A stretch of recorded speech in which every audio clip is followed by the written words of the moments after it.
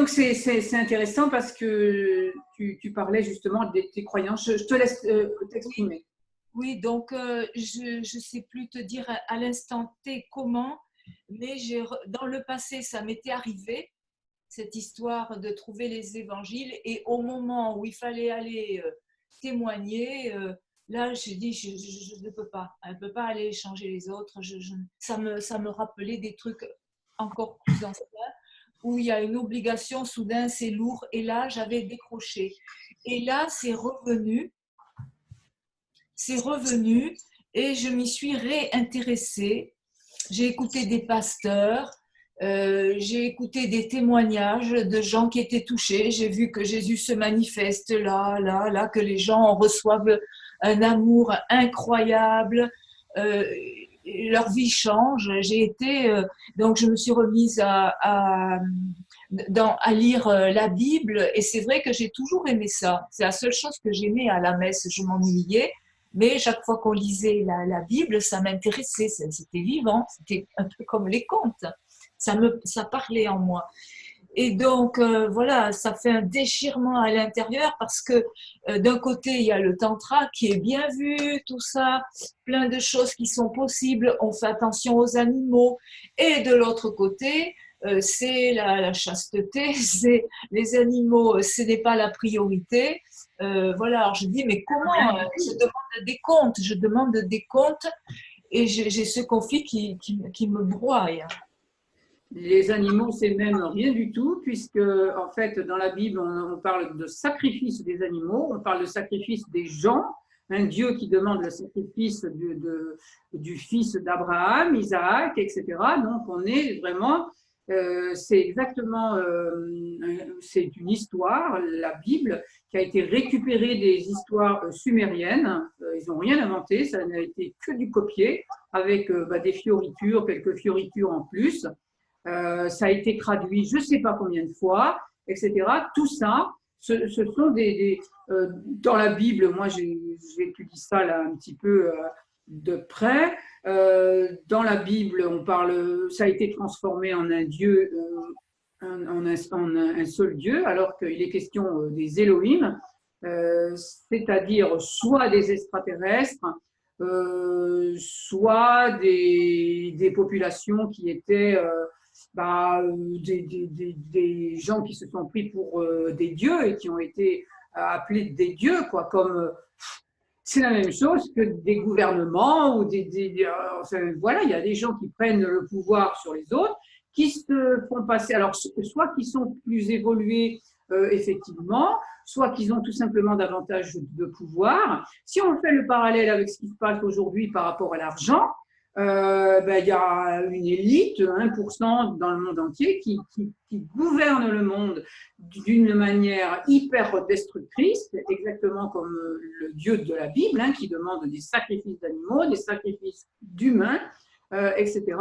Et qui sont pris, en fait, l'argent, leur pouvoir, c'est l'argent, ils en ont de plus en plus. Ils ont créé l'argent et ils s'en servent comme d'un moyen de pouvoir.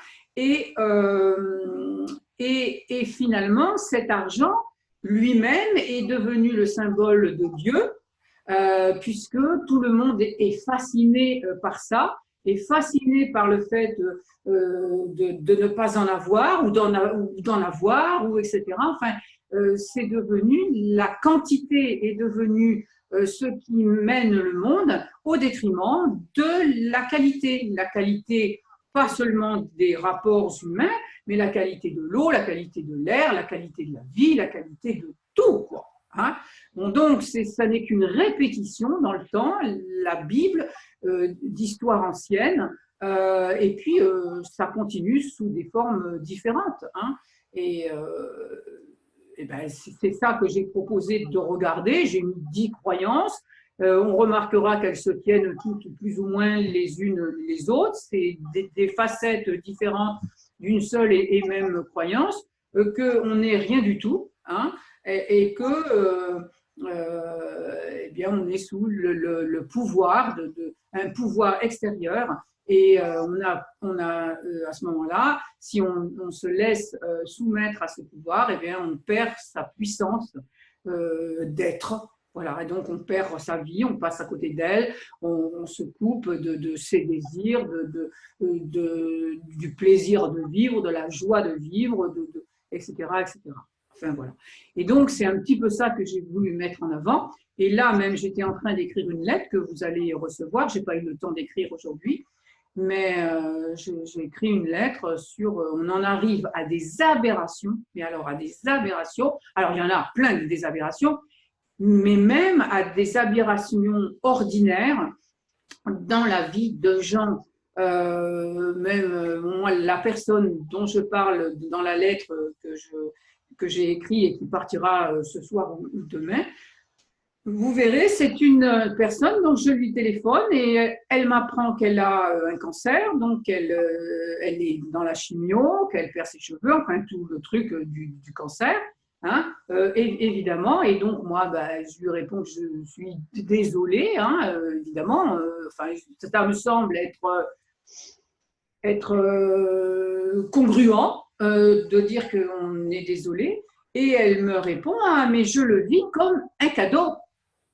Ah oui. Alors, c'est tant mieux pour elle, je veux dire, si à présent qu'elle en est arrivée là, elle essaie d'en ressortir le mieux possible. Mais enfin, qu'est-ce que c'est ce cadeau? Il faut quand même voir donc toutes les épreuves physiques par lesquelles elle va passer. Alors, elle m'explique que c'est un cadeau parce que, eh bien, bah, elle peut rester chez elle, elle peut faire ce qu'elle a envie, donc elle en profite pour faire différentes choses qu'elle ne pouvait pas faire avant. Enfin voilà, ça se résume à ça. Mais dire que cela est un cadeau, alors je lui dis c'est tant mieux parce que évidemment c'est en fait la façon dont on prend les choses qui est plus importante que les choses elles-mêmes. Mais est-ce nécessaire d'en arriver à cette extrémité? Parce qu'elle a quand même repéré cette personne qu'elle n'est pas si étonnée que ça d'avoir un cancer, on va dire, elle me l'a dit, hein, parce que, donc un cancer du sein, donc c'est quand même aussi très symbolique hein, de son intimité, hein, de ce qu'on a en son sein, hein, enfin voilà, je ne vais pas rentrer dans la symbolique, mais elle m'explique que depuis 4 ou 5 ans, bah, au boulot, voilà, elle n'était plus très bien, elle en avait marre, elle sentait qu'il y avait quelque chose qui n'allait pas, mais elle ne faisait rien, donc elle ne se demandait pas quel était son désir. Alors, elle m'explique aussi que bah, avant, donc, elle s'est toujours occupée des autres, alors ça c'est aussi quelque chose qu'on entend très souvent, et le fait que le cancer soit un cadeau, ce n'est pas la première fois que je l'entends. Hein. Donc, elle m'explique que oui, elle s'est occupée des autres. Bon, mais ça, c'est un lieu commun parce que c'est pas vrai. C'est pas parce qu'elle. Alors, donc, je la cite pas, etc. Hein, donc, évidemment, d'ailleurs, vous ne la connaissez pas, mais. Et je respecte. Je respecte, mais en même temps, je trouve cela indigne quand même. Enfin, je suis indignée qu'on en arrive à ces extrémités-là. Pas cette personne, je parle en général, hein, donc elle dit qu'elle s'est occupée des autres, mais c'est pas vrai, c'est une manière de parler que j'ai entendue très souvent aussi, c'est qu'en fait, on n'ose pas affronter sa peur, et c'est-à-dire qu'au-delà de ça, on n'ose pas regarder son désir. On n'ose pas regarder son désir. Alors, le désir se remplace par la peur, c'est une autre facette, et c'est une manière aussi de ne pas savoir ce qu'est la peur. La peur, alors c'est une peur factice, évidemment, c'est pas une peur biologique hein, qui se réveille instinctivement devant quelque chose qui est vraiment dangereux. Mais donc, on en est arrivé voilà, à cette extrémité, à dire que un cancer ou autre chose grave, c'est quand même pas quelque chose qui arrive voilà, par hasard, arriver à dire que c'est un cadeau. Alors, le cadeau, en fait, à qui on le fait? eh bien, on le fait à Monsanto, à Bayer, etc., qui vendent des protocoles de chimio à des prix absolument exorbitants, hein, et à toute une clique de personnes haut placées dans les milieux médicaux. La science médicale qui est devenue qui est une véritable religion, hein, on ne fait plus rien sans aller demander au docteur comme avant, les gens allaient voir le prêtre, ce qui n'était pas forcément mieux d'ailleurs, mais voilà, où on en est arrivé à dire qu'un cancer, c'est un cadeau pour arriver à faire ce qu'on désire faire. Ça, c'est une horreur. Donc, c'est quelque chose dont mais indignons-nous. Enfin, moi, je suis indignée, étonnée, pas complètement, parce que vu la résignation qu'il y a, mais tout ça pour dire donc qu'en amont, il y a tellement de croyances qui écrasent la personne humaine que, eh bien, on peut en être arrivé à avoir des éléments de langage comme c'est le cas là. Hein, oui. C'est-à-dire qu'un cancer devient… Hein, alors, et la méthode et la solution pour arriver à faire un peu ce qu'on veut. C'est-à-dire qu'on s'occupe de quelqu'un, s'occupe de nous, de la personne. Voilà. C'est une manière d'obtenir, de devenir l'objet d'attention et de soins. Oui. Oui. Un membre de soi-même. Oui, oui. La meilleure solution qu'elle a réussi à trouver étant trop étouffée. Voilà, alors c'est son inconscient, c'est son âme hein, qui a trouvé cette solution. Voilà. Mais c'est dommage parce que l'âme, en fait, c'est une partie de notre ego qui est très subtile et qui voit plus loin, et qui voit plus large et qui est connectée à des mémoires inconscientes, etc. Bon, mais on est cette âme aussi, autant qu'on est cet ego, mais c'est une partie bien plus subtil, quoi, hein, et qui, l'ego, lui, il est devenu, et il a intérêt à être connecté à cette âme. Alors là, je me souviens, moi, très bien, il y a 25 ans, hein, minimum, si ce n'est pas 30, où à un moment donné, je me suis dit, enfin, c'était une évidence, si je n'arrête pas ce que je fais là où je suis, enfin, si je ne change pas quelque chose, mais c'était une idée très très forte, j'aurais un cancer. Ouais. Et donc aussitôt, je me suis mise en état et en action pour changer ce que j'avais compris qui ne me convenait plus du tout. Et donc j'ai fait un pas après l'autre, etc. Et voilà, je ne me suis pas dit tant pis, ou j'étouffe parce que les messages, on les reçoit, moi je l'ai bien reçu, hein, on les reçoit, il y a des petits, c'est comme une petite voix, c'est une intuition, c'est des inspirations, moi c'était une inspiration très forte, si tu continues ce que tu fais là, tu auras un cancer. C'était clair et net. Et donc, ça fait 25 ans, je n'ai pas eu de cancer, hein, et je continue dans ce mode de fonctionnement où il faut écouter, il faut s'écouter, quoi. On a un ego. C'est dans les croyances, hein, je ne sais pas si tu as lu le livre, etc. On a un ego et cet ego est fait pour exister et il a des exigences et c'est un peu comme un enfant dont on a à s'occuper, on a à lui faire plaisir, il a des exigences, on doit prendre soin de lui, mais dès les premiers signes. Oui, mais pour certains, c'est vrai, je connais une personne, elle était mal avec son mari et elle m'avait dit la solution, c'est la maladie. Pour que son mari aille vers une autre. La stratégie. Elle m'a dit la solution, c'est la maladie. Elle n'avait pas de travail, elle était femme à la maison il y avait 3 enfants. Elle était dans ce truc, maintenant elle travaille d'ailleurs. Elle était dans ce… Et elle m'avait dit clairement, la solution, c'est la maladie. Et la fille de cette dame, elle a une fibromyalgie et qu'elle est toute jeune, avec 2 enfants en bas âge. Et cette jeune femme a eu un premier mari violent, grave.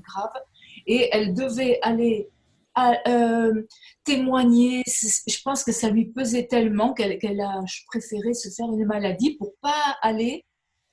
Pour pas prendre sa vie en main.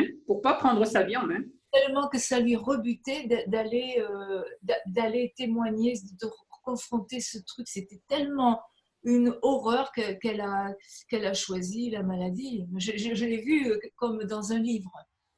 Mais oui, et alors ce qu'il faut bien, justement, c'est intéressant que tu parles de ces enfants et tout, parce que ma réflexion, c'est que qu'est-ce que cette personne-là, qui dit qu'avant elle s'est occupée de ses enfants, qu'est-ce que cette personne-là aujourd'hui, quand elle dit, parce que les enfants ils l'entendent forcément, hein, et puis même ils le sentent, qu'est-ce qu'elle enseigne à ses enfants quand elle dit mon cancer c'est un cadeau?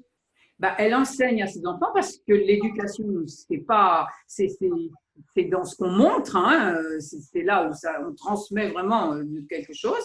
Eh bien, elle est en train de dire à ses enfants que la maladie, c'est vraiment un cadeau pour changer sa vie. Voilà. Hein, et donc, on continue d'entretenir le système Monsanto et Bayer et toutes ces multinationales. C'est remboursé. Comment? C'est remboursé. Oui, puisque c'est remboursé en plus. Alors, moi, je me dis des fois, mais il faudrait. Enfin, bon, c'est pas moi qui vais refaire là le truc, mais si c'était pas remboursé, est-ce qu'il ferait plus attention? Peut-être même pas. Mais il faut se réveiller, quoi. Il y a toutes sortes de croyances qui sont nocives à un point et elles viennent de superstitions, elles viennent des religions, elles viennent du New Age, le New Age qui est un christianisme 2.0. Hein. C'est christianisme 2.0, enfin c'est un melting pot, bouddhisme, machin et tout. Et il y a des choses à prendre et des choses à laisser, quoi. Hein. Vraiment, il faut faire très attention. On n'a qu'une seule vie, hein, même si, voilà, la réincarnation, mais comme tout vit en même temps, là, on est dans une vie et puis c'est tout, quoi. Hein. Donc, même si, voilà, il y a… Oui, celle-là, elle est unique. De toute façon, cette vie qu'on a là, elle est unique. Et pourquoi pas la vivre le plus pleinement, hein, quand beaucoup de gens sont dans la spiritualité, parce que la personne dont je vous parle, elle est dans la spiritualité et le bien-être, hein, en plus. Hein, en plus. Elle n'est pas… ben, je veux dire… elle avait aussi devant elle tous les enseignements, dont qu'elle aurait pu me mettre en acte. Donc, quand je parle toujours de passer à l'action, d'expérimenter les choses, voilà, enfin, il me semble qu'il vaut mieux expérimenter une remise en cause de sa vie et donc de la transformer si nécessaire, voire même en restant dans la même profession, parce que c'est pas toujours obligé de changer immédiatement. On peut aménager les choses. Hein. Donc, je ne sais plus comment j'ai commencé la phrase, mais oui, voilà, est-ce qu'il ne vaut pas mieux quand même, pour grandir, mettre en route une remise en cause et chercher des solutions, etc. Parce que là, on va vraiment grandir, parce qu'on va développer du pouvoir sur sa propre vie. Hein. On va mettre à la barre notre âme. Hein.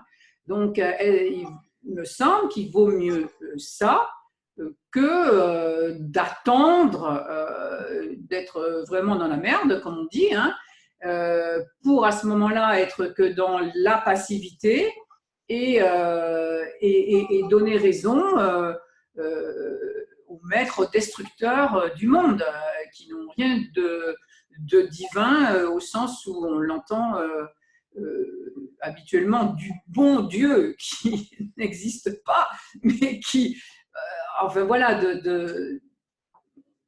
avec tout l'argent qu'il y a dans le monde, on pourra faire des choses formidables et on n'aboutit qu'à des créations parce que le cancer, c'est une création. Les remèdes pour le cancer, c'est aussi une autre création destructrice, etc.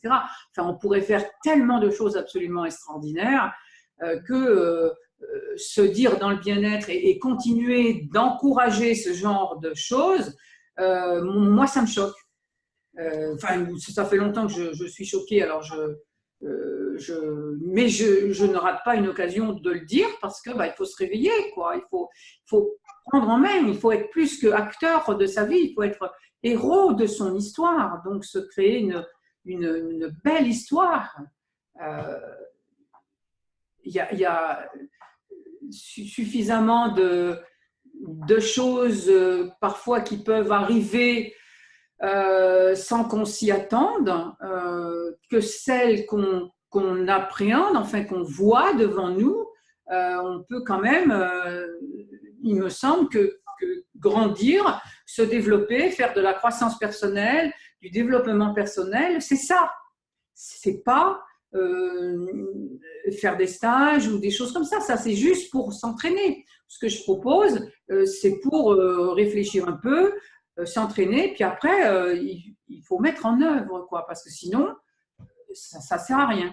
Hein. Et moi, je connais des gens qui font des choses depuis des années et qui sont toujours au même endroit. Alors ça, c'est dommage parce que ça ne sert à rien à ce moment-là. Ça ne sert à rien. Donc, enfin, voilà. Alors, est-ce que tu as pu lire le livre? Donc, je vois qu'il n'y a personne d'autre qui vient. Il y a Isabelle qui a pris aussi cette option, mais qui était chez le docteur. Et d'ailleurs, que j'ai appelé tout à l'heure, puis finalement, elle a fait sa demi-heure de coaching. Ça a été du spontané. Parce qu'elle aussi, je l'ai un petit peu, j'ai essayé de l'éveiller un petit peu sur ce sujet-là, sur ses croyances dont elle ne s'apercevait pas forcément. Donc, il faut être très, très attentif pour voir dans notre vie, relier une croyance, relier des événements, des stress, des impuissances, à quelle croyance de soumission ça se relie. Oui. Et puis, il faut trouver des moyens, réfléchir pour changer cette croyance. Est-ce que tu as lu le livre, Elisabeth? Parce que toi, tu t'es inscrite un petit peu en retard. Il y a 5-6 personnes qui sont inscrites et les autres ne sont pas là. Mais ça, c'est assez fréquent. Et c'est très dommage. J'expliquais tout à l'heure et je ne le vois pas sur le bureau. Mais je l'ai téléchargé tout à l'heure. Est-ce qu'on parle du nouveau livre qu'il y a sur ta page d'accueil ou de quoi on parle? De l'e-book? J'ai vu un mail avec un e-book. C'est de quel livre on parle? Oui, alors je t'ai répondu à ton mail tout à l'heure puisque tu me disais que tu n'avais plus ton mot de passe pour ton espace membre et tout. Depuis que les personnes ont acheté donc ce cours privé sur les sorcières, j'avais un dépassement de moi en informatique à faire. C'est fait, je suis très contente. Hein. Là aussi, je me suis dit, il faut absolument que je réussisse à faire ça parce que c'était mon webmestre qui le faisait d'habitude. Donc, j'y suis arrivée. Bon, donc, j'ai créé un espace membre. Donc, en rentrant sur ton espace membre où tu as les autres cours privés, etc., tu vas trouver normalement un onglet qui dit je rentre dans mon… Enfin, je ne sais plus qu'est-ce que c'est marqué sur le bouton, mais donc tu as un espace membre pour ce cours sur les sorcières. D'accord. Voilà, et je t'ai envoyé même un nouveau mot de passe puisque tu avais l'air d'avoir des problèmes avec ton mot de passe. Je m'étais connectée et après il s'est déconnecté. Et je n'avais pas accès… j'ai pas retrouvé le truc d'avant et après je tombais sur 404 erreurs. Enfin, j'ai pas… Bon, tu me diras, je t'ai envoyé un nouveau mot de passe. Normalement, tu devrais avoir accès à tes différents cours privés. Oui. Et donc, ce nouveau cours privé, donc, qui s'appelle Transforme les sorcières, ou je ne sais plus, enfin… donc, voilà, tu vas le trouver. Et là, tu as le livre, le cahier, et puis le premier enregistrement, et le second, je le mettrai évidemment aussi. Tu as dans le cahier, dans le cahier, tu as un petit enregistrement, c'est le début d'un conte. Oui. Ce conte s'appelle Le Corbeau ou La Corneille, enfin je crois que je vais marquer Le Corbeau, mais enfin c'est le même conte, et qui montre cette situation où on est enfermé dans une forme à cause de la mère. Là, il se trouve que c'est la mère qui n'a pas supporter que sa fille, comme une enfant, hein, soit toute vivante, toute en mouvement, etc. Et elle lui a envoyé donc une injonction. Elle a dit comme ça, ah, si tu pouvais être un corbeau et t'envoler avec les corbeaux, donc ça représente les injonctions, enfin qui arrivent à faire des formes, qui arrivent à faire des croyances. On s'enferme dans des formes parce que on nous a donné des injonctions, soit par de nous répéter comme ça qu'on était ceci ou cela, ou soit aussi voilà, ça peut être des enseignements religieux, ça peut être des prêts à penser, quoi, tous ces systèmes qui nous gardent dans des formes, hein, et qui donnent des frontières et qui donnent la peur de passer la frontière. Oui. Donc, quand elle lui dit ça, eh bien, elle est transformée en corbeau et puis elle s'envole avec d'autres corbeaux et puis elle ne la revoit plus. C'est-à-dire que, qu'est-ce que ça veut dire? Que l'être qui est en dessous, il est enfermé dans une forme, hein, et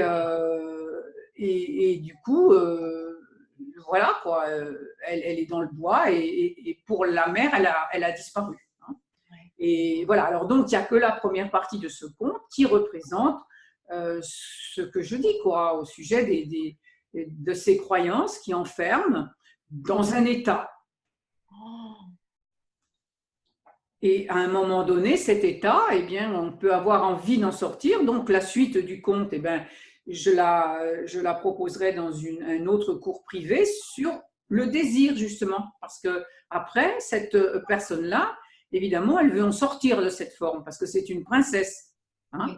C'est-à-dire que la princesse en nous, hein, eh ben, est enfermée.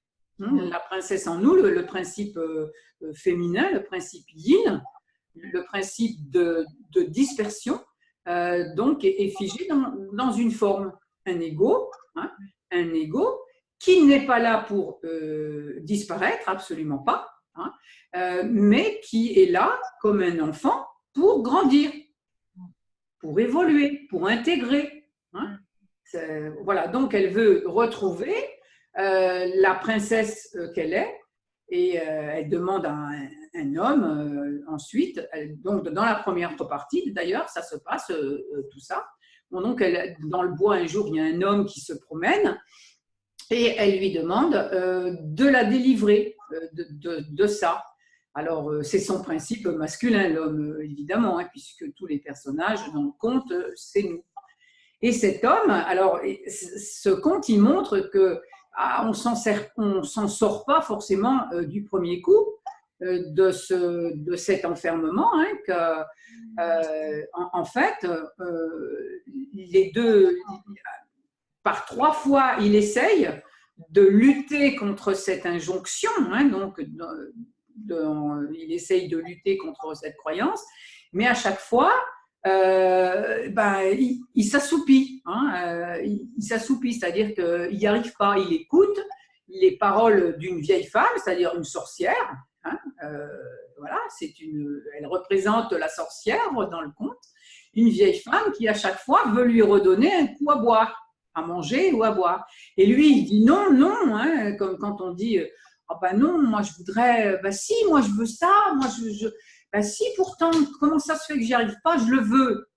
Hein, on dit comme ça, mais si pourtant je le veux, tout à l'heure je parlais avec Isabelle, elle dit ben si pourtant je comprends pas pourquoi ça marche pas, ben si pourtant je veux, ben oui, mais je veux, mais sauf qu'il y a un processus inconscient, la répulsion, hein, c'est-à-dire qu'on voudrait quelque chose, on est attiré par quelque chose, mais il y a un principe de répulsion et il est inconscient et qui repousse ce qu'on voudrait. Donc, hop, donc le type, eh ben, la vieille sorcière, elle lui redonne à boire et du coup, plouf, eh ben, il s'assoupit, il s'endort. Hein.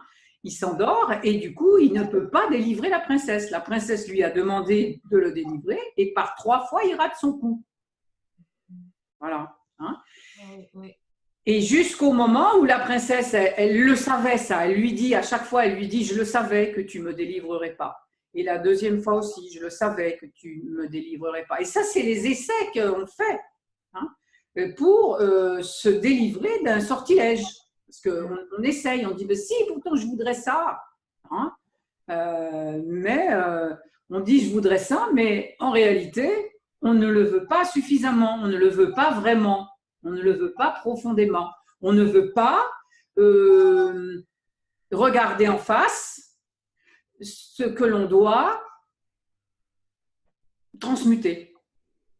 Voilà, on ne veut pas regarder en face. Hein. Comme la personne dont j'ai parlé tout à l'heure, eh ben, elle voyait qu'elle n'était plus trop à sa place ou qu'il y avait des choses qui n'allaient pas, qu'elle aurait peut-être pu transformer en se transformant elle. Hein. Enfin, en transformant sa vision qu'elle avait des choses. Donc, elle n'a pas voulu le voir. Et ben, donc, il a fallu un gros coup sur la tête pour qu'elle se choisisse. En réalité, elle ne s'est pas choisie. Elle ne s'est même pas choisie consciemment. Hein. Elle est restée dans la passivité, c'est-à-dire elle est restée à dormir. C'est-à-dire son principe masculin s'endormait. Il buvait un coup à chaque fois.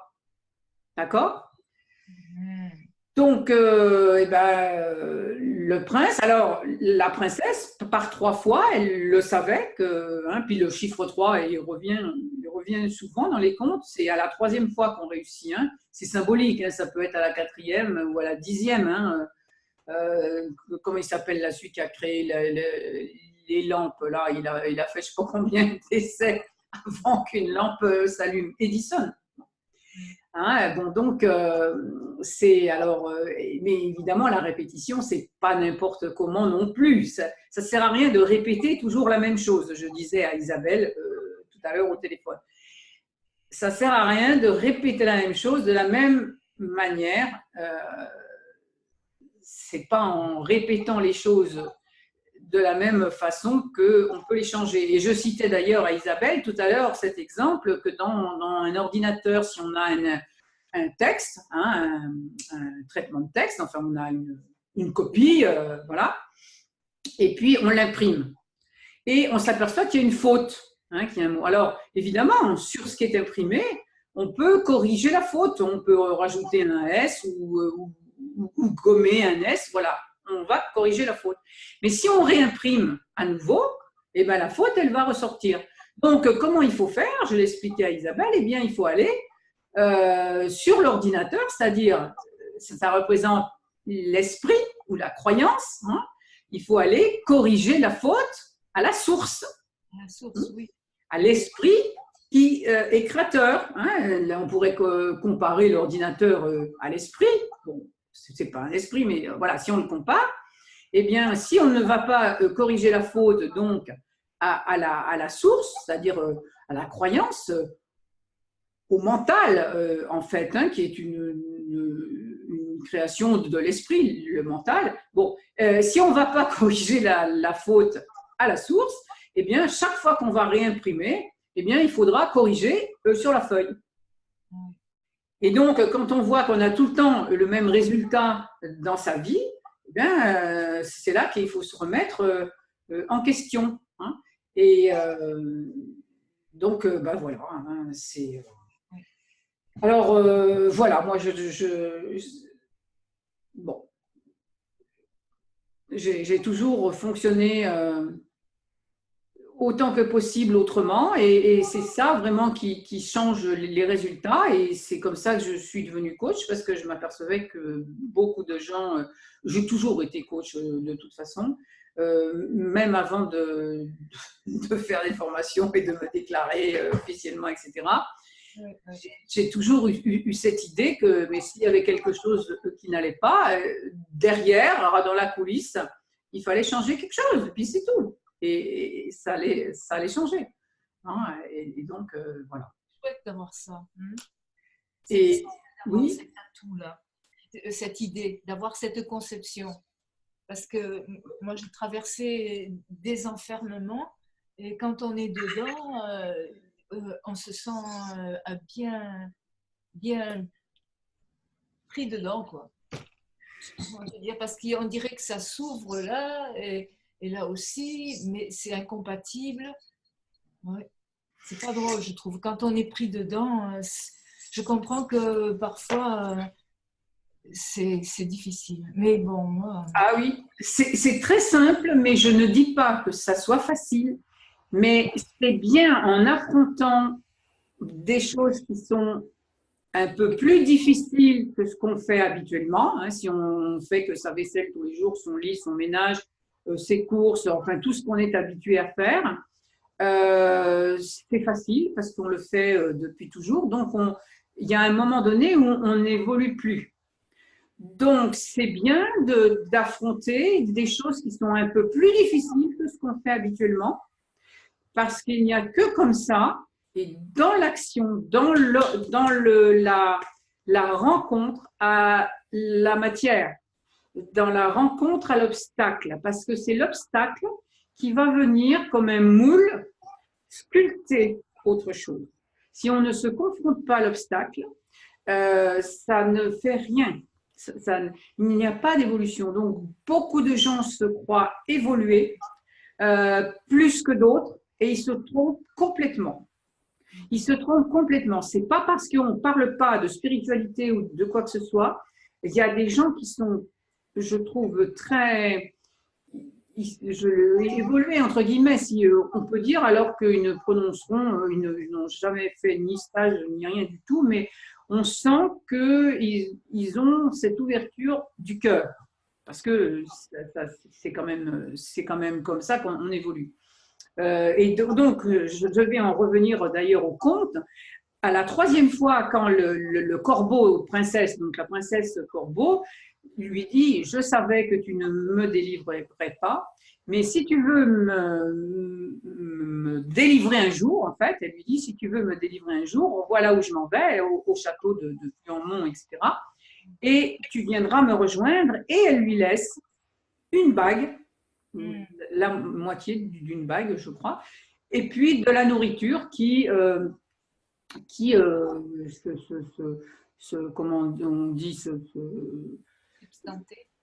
Comment? Non, se substanter. Oui, elle lui laisse de la nourriture qui se renouvellera éternellement, quoi. Ah, voilà.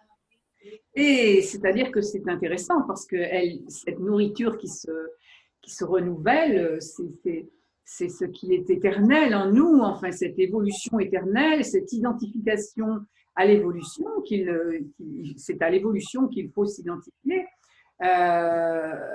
Et pas à un ego. On a tendance donc à rester figé, à s'identifier à un ego.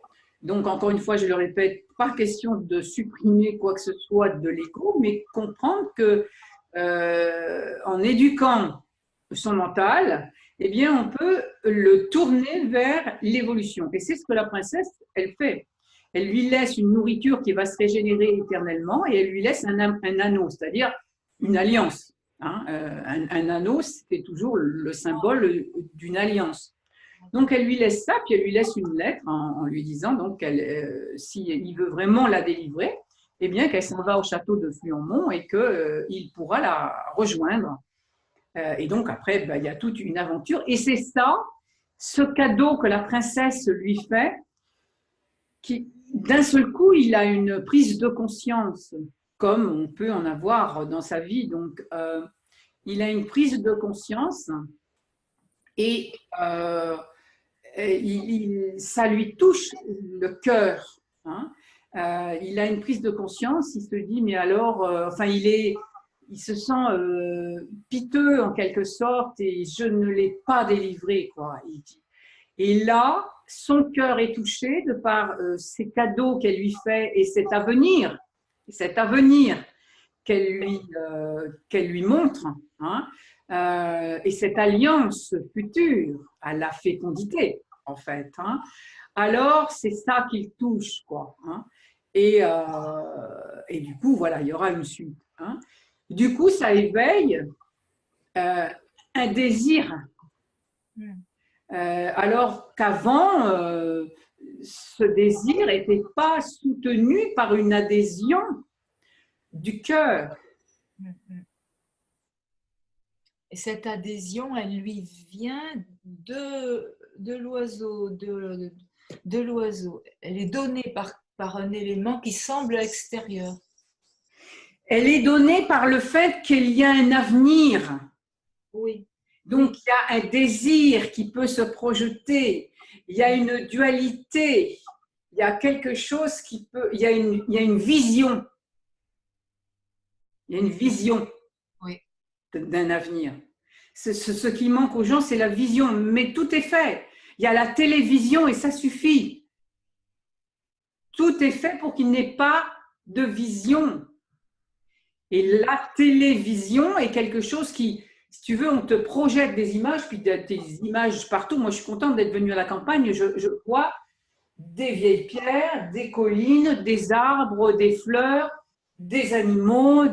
Ça, c'est pas une vision qui me coupe de ma propre vision, bien au contraire.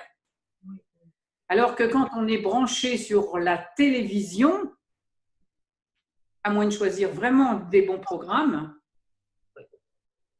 c'est pas, ils envoient des choses pour couper la vision. Oui. Ils accaparent. Pour couper la vision de l'avenir, d'un bel avenir, de progrès. Ce ne sont que des progrès technologiques et des progrès médicaux, mais en créant les maladies d'abord. C'est-à-dire que c'est une industrie. Oui, oui, oui. Hein? Oui, c'est oui. une industrie. Et Ah, oui. les progrès technologiques, c'est aussi pour mieux manipuler les masses. Et tout ça, ça fonctionne parce que même si ce ne sont pas des… Enfin, ce sont des…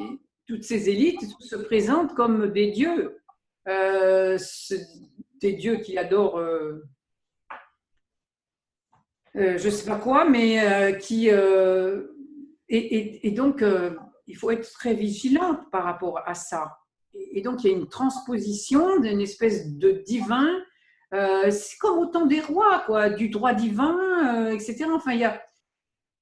L'être humain a perdu la souveraineté de son âme, c'est-à-dire de la partie la plus subtile de son ego, de lui. Hein. Bon, enfin voilà quoi. Alors oui, je t'ai posé la question, est-ce que tu as lu le livre? Non, tu n'as pas eu le temps? Non, je ne l'ai pas lu. Mais non, j'ai été déconnectée là avec ce que j'ai vécu dans ces deux possibles, à me demander de quel côté est ce qui est vrai. Puisque je voyais des conversions, des miracles, des apparitions, des gens qui étaient qui sont malades, qui sont dans la chaise roulante, ils se lèvent, ils s'en vont, juste à l'injonction de quelques mots. J'étais vraiment, donc je suis revenue, j'ai beaucoup travaillé sur la Bible, l'Ancien Testament, le Nouveau. Je me suis, j'ai été complètement avec tout ça. D'accord. Et voilà, et dans la déchirure de me dire, mais de l'autre côté, moi j'ai traversé le tantra et tout ça, c'était terrible, terrible, en me disant, mais de ce côté, le vêtement, il est trop petit pour moi là. Et de ce côté, on est sauvé, et de celui-là, c'est là, tu sais, le chemin est étroit, et de l'autre côté, la voie est beaucoup plus large et libre, mais on a la perdition. Moi, j'étais dans le salut de mon âme. Je suis carrément partie là-dedans.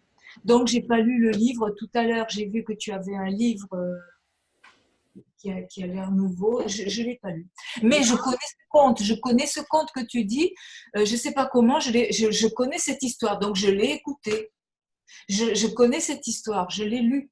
Avec toi, je l'ai lu, mais je m'en souvenais pas. Pourtant, il est pas ce conte dans le programme en 12 étapes, là.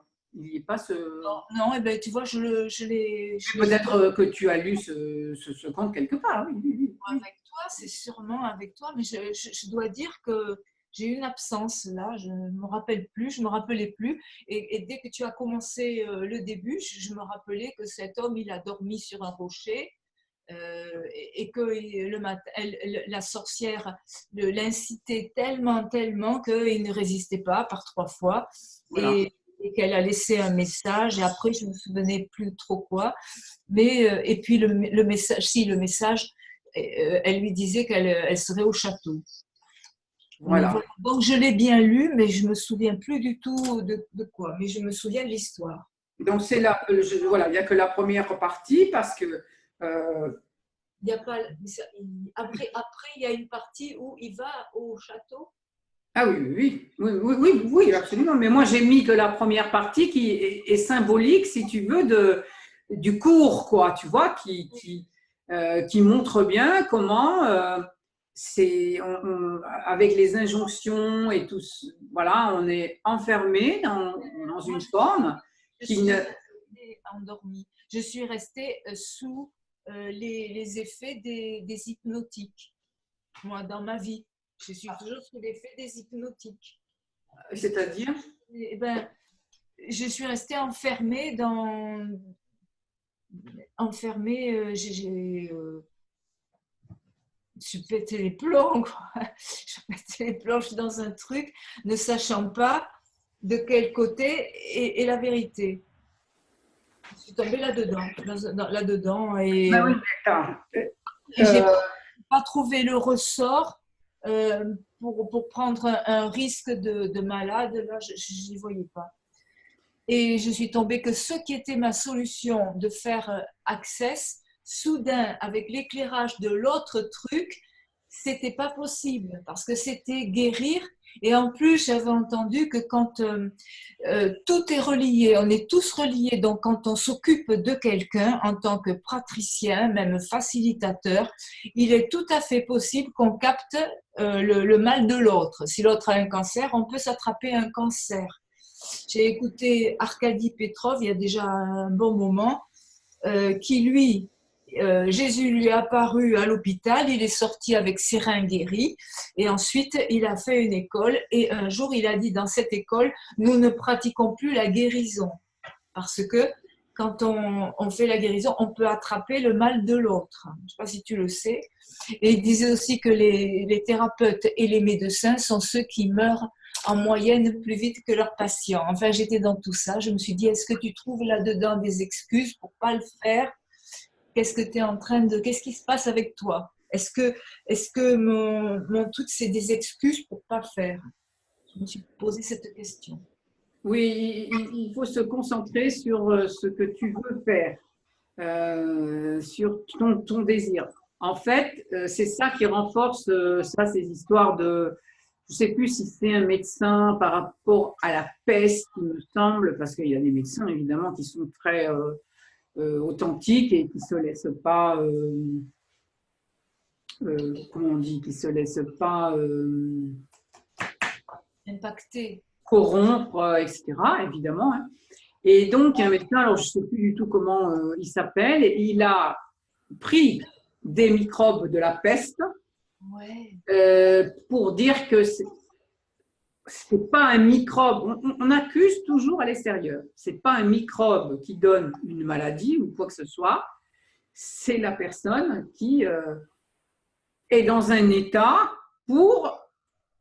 affaibli, hein, et qui laisse donc un hôte inopportun rentrer en elle. Oui, oui, oui, oui. Et donc, il a bu devant ses étudiants des microbes de la peste, et il n'est pas mort, pour attester qu'il ne craignait pas la peste. Je crois que c'était la peste, hein, ou enfin une maladie assez, assez forte, quoi. C'était pas juste un rhume, quoi. Hein. Donc, alors, par rapport à une des croyances, une des 10 croyances, en fait, il faut avoir, pour ne pas prendre, c'est comme ne pas se laisser envahir par les croyances des autres ou ne pas se laisser envahir par les émotions des autres, tout en étant présent, hein, je veux dire, tout en étant présent. Pour ne pas se laisser envahir par les microbes des autres et tout, tout est une question de d'immunité, de système immunitaire fort. C'est le système immunitaire qui nous défend biologiquement et qui défend nos limites, qui défend notre ego, si on veut. Eh bien, il faut un ego assez fort, il faut un ego sain. Un ego fort et pas un moi qui se prend pour le soi. Un ego fort est un moi, donc une personnalité qui sait ce qu'elle veut, qui est à l'écoute de ses besoins, de ses désirs, qui met les choses en route pour les réaliser, etc. C'est ça un ego fort, c'est un ego sain, un ego fort. Un ego malade, pathologique, il est pathologique parce qu'il ne sait pas qui il est, il ne sait pas ce qu'il veut. Et après des millénaires ou je ne sais pas combien de temps, de croyances spirituelles il faut pas d'ego, eh bien, ça fait des gens faibles parce qu'ils n'osent pas affirmer ce qu'ils sont. Ils n'osent pas dire ce qu'ils pensent, faire ce qu'ils ont envie, etc. Ils ne mettent pas ça en place. Et du coup, ils vont mal et du coup, ils déclenchent un cancer, par exemple, ou autre chose, où ils se laissent envahir par n'importe quel microbe. Alors, ça semble un peu à la hache, ce que je dis, mais ça a quelque chose de véridique. Après, on ne peut pas tout contrôler, mais on peut apprendre à maîtriser ça. On ne peut pas contrôler. Justement, un ego pathologique cherche à contrôler. Un ego sain, il apprend la maîtrise des choses, ce qui n'est pas pareil.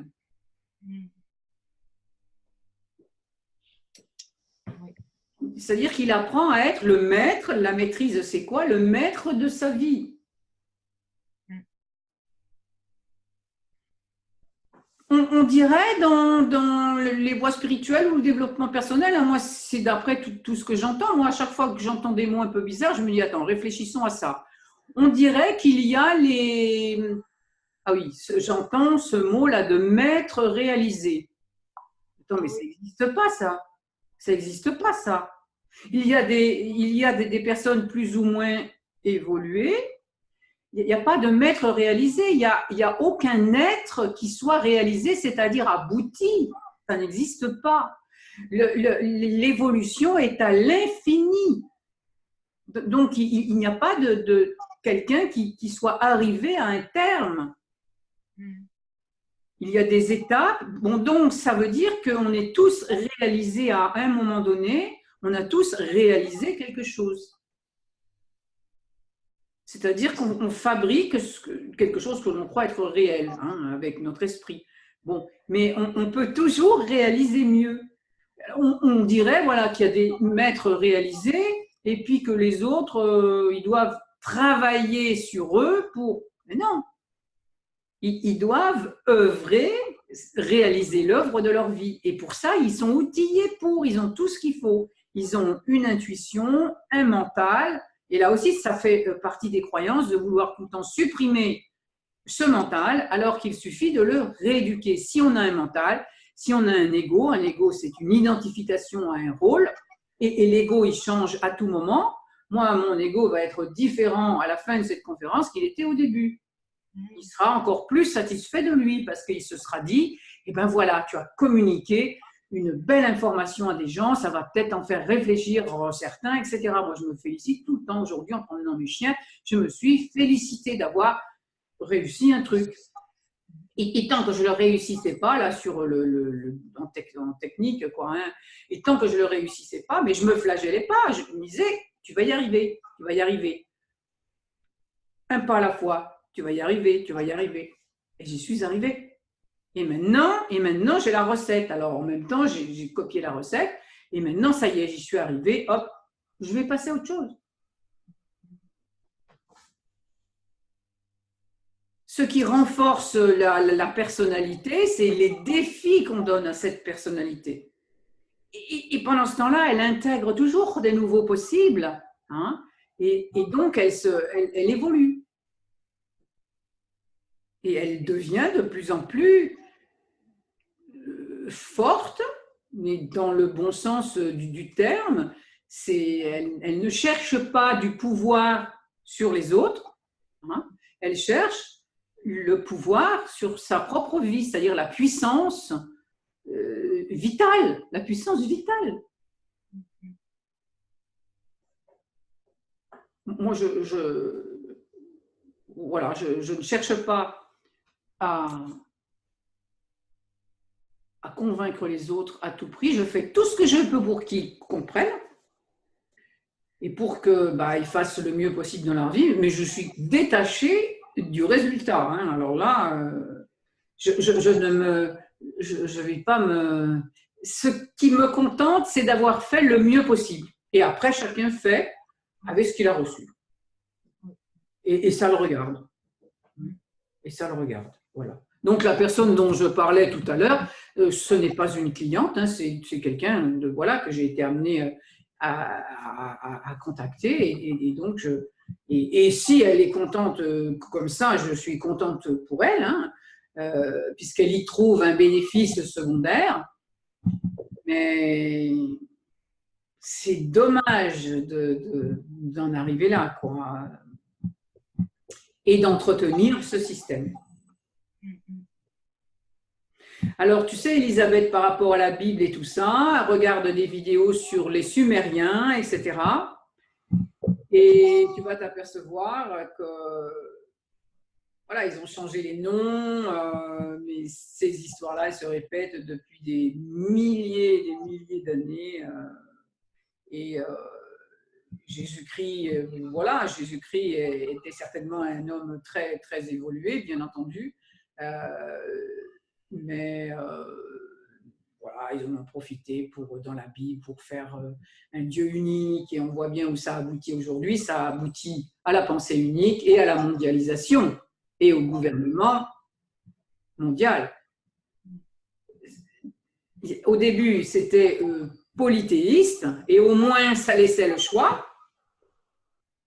Ensuite, il y a un plan là, hein, il y a tout un plan. Ensuite, un Dieu unique. Alors, plusieurs dieux uniques, hein, chez les musulmans et chez les... mais en réalité, c'est tout la même histoire. C'est tout la même histoire. C'est les noms qui changent, c'est les interprétations qui changent. Alors, déjà, des dieux uniques, eh ben, on les fait se battre entre eux. Comme ça crée des guerres. Hein. Et les guerres, c'est très juteux. Ça rapporte énormément, les guerres. C'est encore une autre industrie, la guerre. Hein. D'accord ? Et maintenant, les religions, on a un peu mis de côté. On s'en sert pour alimenter le conflit, bien entendu, hein, avec les extrémistes, avec ci, avec ça. Donc, on alimente le conflit. Et donc, maintenant, eh bien, un gouvernement unique, qui est là depuis longtemps, hein, mais un gouvernement unique, et puis voilà. Et donc, mais il faut se réveiller, il faut se réveiller. Il faut se réveiller parce que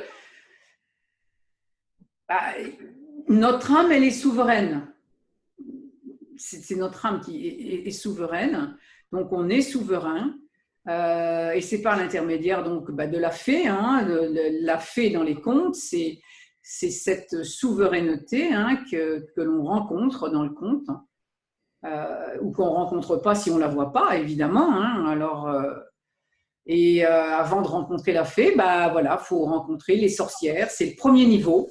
C'est le premier niveau, les sorcières. C'est les premières gardiennes du seuil, on va dire. Hein. Elle représente dans les contes toutes ces pensées conditionnées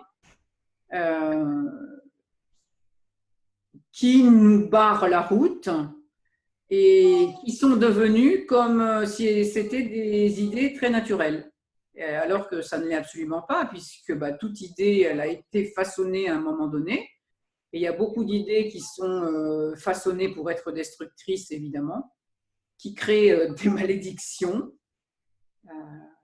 Et donc, il faut déjouer ce premier niveau de sorcière. C'est là où j'étais, puisque j'étais aussi avec la sorcellerie en Afrique. Ils sont pleins de sorcellerie. Et donc, c'est épouvantable. Ils sacrifient des êtres humains dans la famille, le frère, la sœur, tout ça.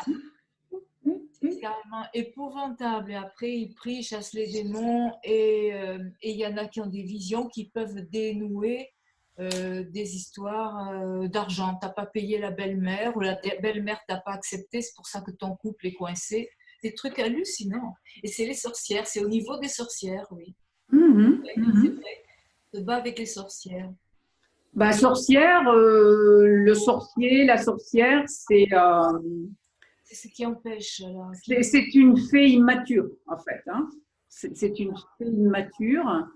C'est dans les contes. Hein. Alors après, bon, les sorcières africaines, tout ça, moi, je ne saurais pas définir, mais c'est une fée immature. C'est-à-dire que comme on n'a pas la force d'avoir des idées personnelles, individuelles, alors on se raccroche à des croyances collectives, des prêts à penser, du penser conditionné. Et ça, c'est par immaturité, quoi, comme un enfant qui est obligé d'accepter les idées de ses parents. Mais on peut donc reprendre, être le parent de son ego, hein, donc de sa personnalité. Voilà, on a une personnalité qui est incomplète si elle ne fonctionne pas avec sa partie supérieure, notre âme, donc. Elle est incomplète, voilà, c'est une forme limitée, et ça, c'est normal. Hein. Mais il faut déjà bien la prendre en compte et l'accepter. Moi, je pensais à cet atelier de ce soir et je me disais, mais il faut absolument que je leur dise que même, admettons que dans votre enfance, eh bien, voilà, votre mère ou votre père, comme dans le conte, là, hein, vous êtes traité de nul ou enfin voilà, vous êtes dévalorisé. Eh bien, ça fait partie de votre personnalité et quelque part, c'est formidable. Quelque part, c'est formidable. Parce que le fait qu'ils vous traitent, par exemple, de nul ou d'incapable, eh bien, ça fait que moi, je vois souvent, allez, on stigmatise tout ça, les blessures, les machins et tout, et on en fait tout un plat et tout. Mais c'est ridicule parce que c'est appuyé sans arrêt sur un mal inutilement. Ok, il y a un mal, il y a quelque chose là qui est incomplet. Hein. Le parent, déjà, il a fait ce qu'il a pu. Lui, c'était sa façon de vous aimer. Bon, alors, elle est discutable, c'est sûr, mais c'est une façon d'aimer. Mais voilà, il vous a traité d'incapable. Eh bien, dans l'instant présent, là, à l'instant, c'est le moment de dire, allez, voyons, de quoi je me crois incapable. Tiens, puisqu'on m'a traité d'incapable, tiens, il y avait une raison. Il y avait une raison. Il n'y avait pas forcément une raison valable au moment où on me l'a dit, mais par rapport à mon âme et à ce qu'elle fait de moi, de mes mémoires et là où elle veut m'emmener, eh bien, il y a un but inconscient. Voilà, il y a un but inconscient. De quoi est-ce que je me crois incapable? On réfléchit une minute.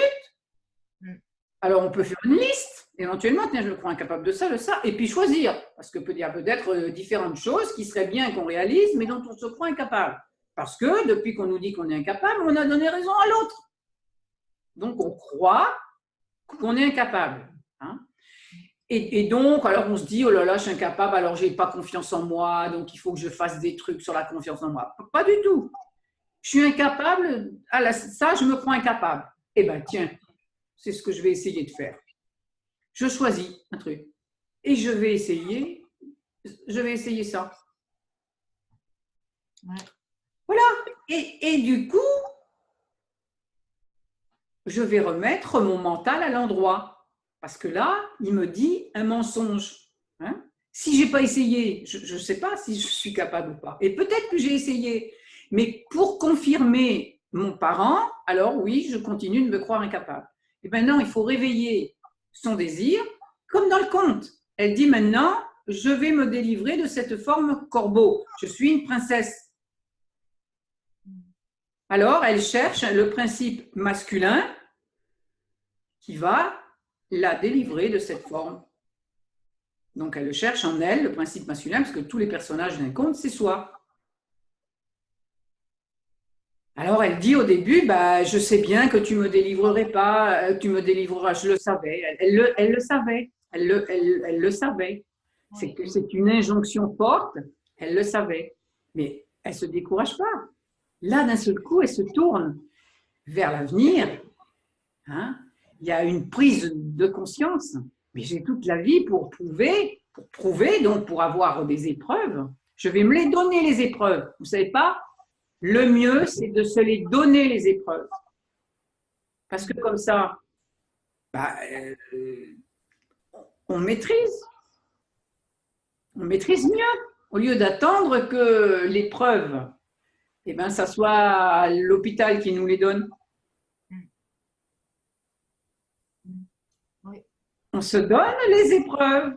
Comme ça, on peut les choisir. Moi, je le dis souvent. Puisque la vie, elle n'est que problème. Qu'est-ce que ça veut dire le mot problème? Ça veut dire qu'il y a quelque chose qui est devant nous. C'est tout. Problème. C'est la parole qui est devant. Ça veut dire exactement ça. Pro, c'est devant, blême. Bon. Une parole qui est devant. Une énigme à résoudre. Une parole, une énigme à résoudre. Ben, la vie, elle est que ça, à part de rester dans son lit 24 heures sur 24, et encore, je ne sais pas si ça n'amènerait pas des problèmes. Bon, mais puisque c'est que ça, choisissons nos problèmes au maximum. Au maximum. Bien sûr, il peut arriver de la grêle, une inondation, un truc qui aurait été provoqué par autre chose. Mais dans notre vie, dans l'ère de notre vie, choisissons nos problèmes. Donc, choisissons nos défis. Au lieu de l'appeler problème, on peut l'appeler challenge, défi. Et c'est amusant. Oui. Alors, il faut doser, il faut avoir les bonnes stratégies aussi. Hein. Les contes sont d'excellentes stratégies, absolument excellentes. Oui. Il faut que je fasse un cours privé sur la stratégie universelle. Alors, elle y est dans les 12 étapes et tout, mais il faut que je fasse un truc très condensé, stratégie universelle, pour choisir ces problèmes et les amener à la solution, quoi, à la grâce. Je réfléchis à tout ça. Et j'ai plein de choses, j'ai plein de défis, mais j'en fais qu'un à la fois, évidemment. Voilà, Elisabeth. Alors, as-tu autre chose à dire? Sinon, j'avais dit que c'était 1 heure, donc ça fait largement 1 heure. Donc, non, c'est bien. C'est bien.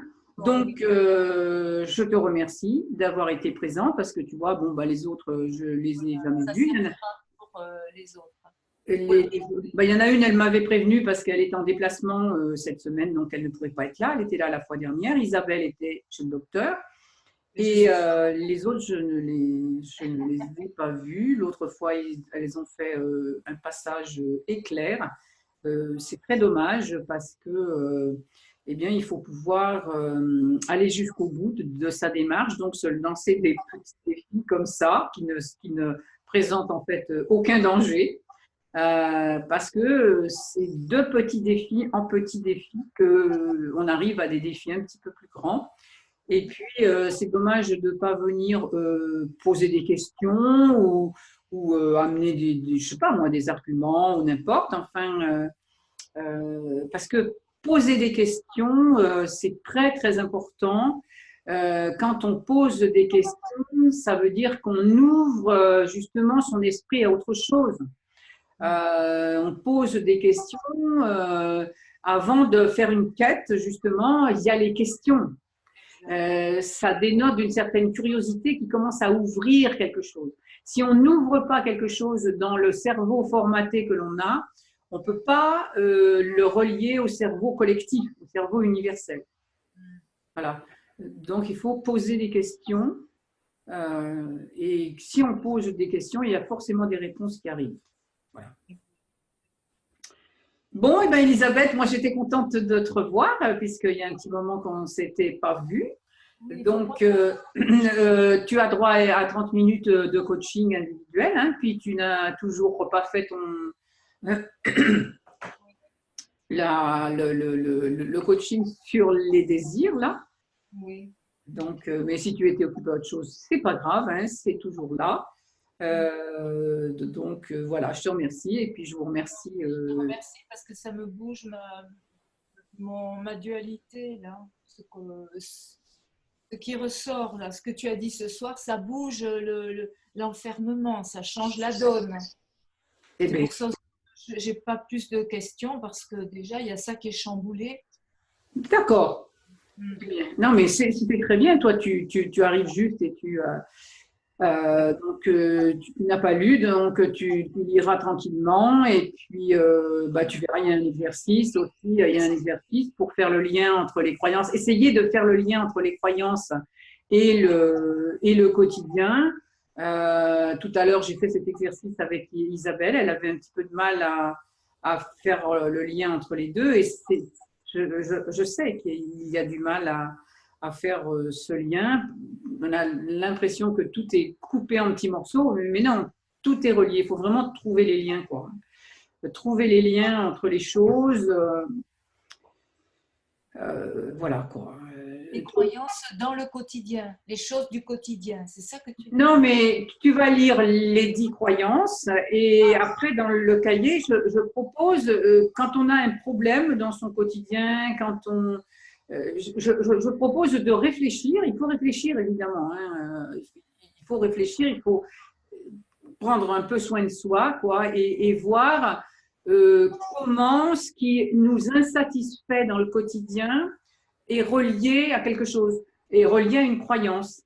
Et en fait, c'est juste un travail de conscience, de réflexion, tout en faisant votre vie. Alors, allez voir de temps en temps, hein, sur les croyances, mais vous pouvez vous faire un petit memento, hein, les 10 croyances résumées en 3 mots, chaque croyance, et puis voir quand il y a un obstacle, est-ce que ça ne serait pas relié à une croyance, comme par exemple, je cite l'exemple que quand on n'arrive pas à s'exprimer, à s'affirmer, à dire ce qu'on pense, et est-ce que ça ne serait pas la sorcière de la croyance que notre ego, il n'a pas sa place, on doit le dissoudre, hein, ça c'est une croyance spirituelle. Hein. Oh, l'ego, mon Dieu, l'ego, quelle horreur. Eh bien non, je suis désolée, on aura toujours un ego, même dans des milliers d'années, quand on sera beaucoup plus évolué, quand on sera passé à un autre règne, on aura un ego, parce que l'ego, c'est la conscience. L'ego, c'est la conscience. Sans ego, la dissolution, c'est le néant. Je suis désolée, on ne peut pas dissoudre son ego, on tombe dans le néant. Et c'est justement de ça que l'ego a peur. Donc, comme un enfant, il faut le rassurer là-dessus. Il ne sera jamais dissous. Oui, oui. Comme un enfant, il évolue, il croit. On parle de développement personnel, c'est le développement de l'ego. Ce qui a un ego sain se laisse guider par sa partie subtile, hein, qui est en lien avec l'esprit, qui est en lien avec le soi, l'esprit, c'est la même chose, qui est en lien donc avec l'universel, le tout, l'infini, hein, l'infini qui est inimaginable, mais qui est nécessaire. Donc, l'ego est pathologique quand il prend toute la place avec son pensée conditionnée. Mais quand il est à sa juste place pour incarner matériellement, concrètement, ce que lui souffle l'âme, c'est merveilleux parce qu'il n'y a que lui qui puisse incarner les choses. Il n'y a que lui qui puisse, il est comme un filtre. Imaginez, tiens, je vais vous donner une dernière image et puis on finira sur cette très belle image de l'arc-en-ciel. Voyons par exemple la lumière, qui serait le tout à l'infini, par exemple, en analogie, vous voyez, je vous le présente ainsi. Et donc, quand il y a de la pluie, eh bien, ça donne un arc-en-ciel. Donc, cette pluie, nous, avec nos émotions, on va dire les émotions, comparons-les à de l'eau, à de la pluie, eh bien, nous, à travers nos émotions, on a créé, avec nos émotions, on a un caractère, une personnalité, hein, eh bien, ça filtre cette lumière, et c'est comme si notre ego, il était il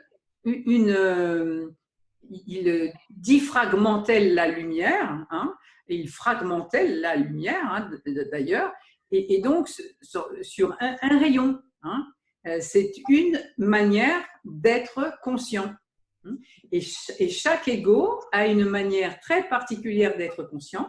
Tous les égos qui existent sont nécessaires. Hein, et chaque ego crée son propre univers, il crée sa propre couleur de la lumière.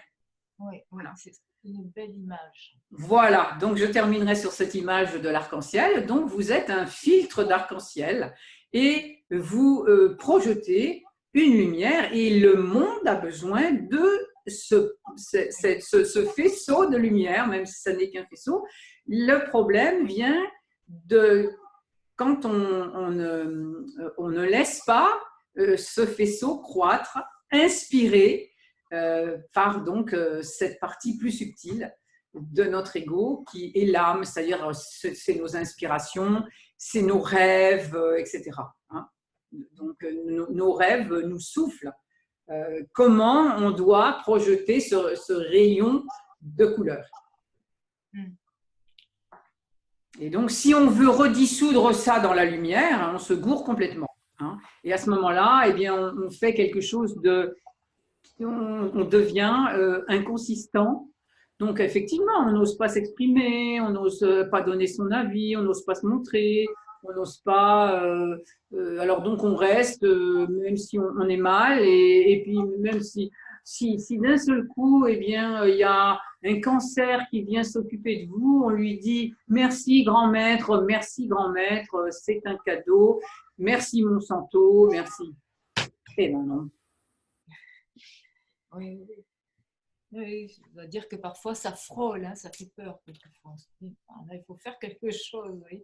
Ah bah oui, et c'est pour ça qu'il faut se réveiller. Moi, je suis un réveil matin. Je suis une éveilleuse, une agitateuse.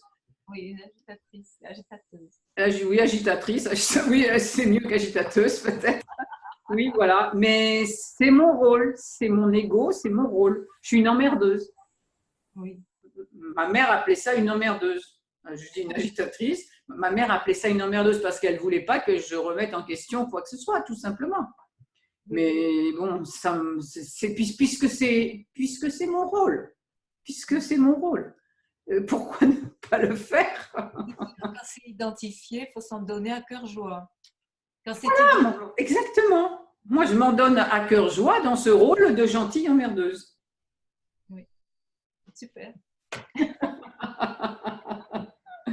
Voilà. Écoute, je te fais une grosse bise, Elisabeth. Merci. Et voilà. Merci.